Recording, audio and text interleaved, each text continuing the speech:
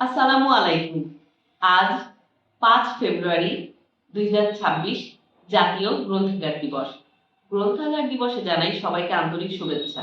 বই পড়া ও জ্ঞান চর্চাকে উৎসাহিত করার প্রেক্ষাপটকে সামনে রেখে বাংলাদেশে প্রতি বছরে 5 ফেব্রুয়ারি জাতীয় গ্রন্থাগার দিবস পালিত হয়ে আসছে। জনগণের মধ্যে বই পড়ার আগ্রহ বৃদ্ধি করা, পাঠাগারের প্রয়োজনীয়তা তুলে ধরা এবং জ্ঞানভিত্তিক সমাজ গঠন করাই এই দিবস উদযাপনের মূল উদ্দেশ্য।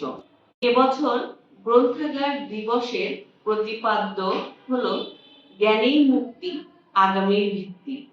তাহলে দেখে আসি আমাদের ব্র্যাক প্রাথমিক বিদ্যালয়ের সম্মানিত শিক্ষকগণ আমাদের শিক্ষার্থীদের সাথে নিয়ে জাতীয় গ্রন্থাগার দিবস আয়োজনে কেমন প্রস্তুতি নিয়েছেন। আমরা অন্যকে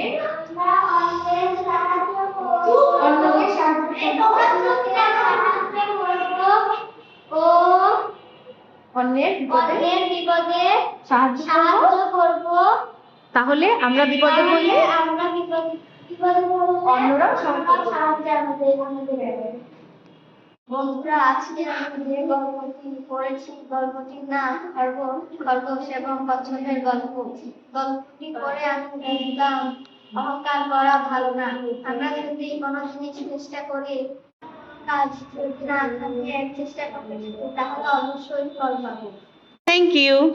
সিট ডাউন। তুমি আজকে কি গল্প পড়েছো? আমাদের সাথে কি একটু শেয়ার করবে? সবাই একটু আমরা শুনবো। আচ্ছা, একটু শেয়ার করো তো বাবা, তুমি আজকে কি গল্প পড়লে? আমি একটি গল্প বলবো। গল্পটি আমি যা শিখেছি তোমাদেরকে আমি আজকে তা বলবো। কাজ কখনো কালকের জন্য ফেলে রাখা উচিত না। পরীক্ষার সময় কখনো আমরা পরীক্ষার পড়া কালকের জন্য ফেলে রাখবো না। আগে পড়াশোনা করলে ভালো ফল করবে। আজকের কাজ আজকে করতে হয়, আজকের কাজ কখনো কালকে ফেলে রাখতে হয় না। কালকের জন্য ফেলে রাখবো না। ধন্যবাদ, বসে যাও। তুমি আজকে গল্প পড়ে কি শিখলে? তুমি কি তোমার বন্ধুদের সঙ্গে একটু শেয়ার করতে চাও? কি গল্প পড়েছো তুমি? আজকে আমি গল্প পড়েছি, গল্পটির নাম রাখাল বাবু। এই গল্পটিকে আমি যা শিখলাম তোমাদেরকেও বলবো। আমি শিখলাম যে কখনো মিথ্যা কথা বলতে হয় না।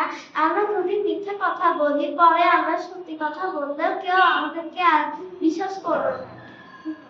ধন্যবাদ। হামিদ, তুমি আজকে কি গল্প পড়লে? এই গল্পটির নাম কি? এই গল্পটির নাম সিংহ ও ইঁদুরের গল্প। সিংহ ও ইঁদুরের গল্প। তুমি গল্প থেকে কি শিখলে একটু কি আমাদের বলবে? আমি গল্প থেকে শিখলাম যে ছোটরা বড়দের বিপদের সময় উপকার করতে পারে। এই জন্য আমরা অহংকার করব না ও অন্যকে ছোট ভাববো না। বাহ, জাতীয় পাঠাগার দিবস খুব সুন্দরভাবেই উদযাপিত হচ্ছে আমাদের স্কুলে। বাচ্চারা বই পড়ে অনেক কিছু শিখেছে আর তারা জ্ঞান চর্চার প্রতি আগ্রহীও হয়েছে। অনেক অনেক ভালো লাগলো। অনেক ধন্যবাদ তোমাদের ছোট্ট সোনারা। অনেক ভালো থেকো। তোমরা সবাই ম্যামকে একটু জোরে করে ধন্যবাদ দাও। তোমাদেরকেও অনেক ধন্যবাদ। অনেক ভালো থেকো। বই পড়ার প্রতি তোমাদের আগ্রহ দেখে আমি অনেক খুশি হয়েছি। আল্লাহ হাফেজ।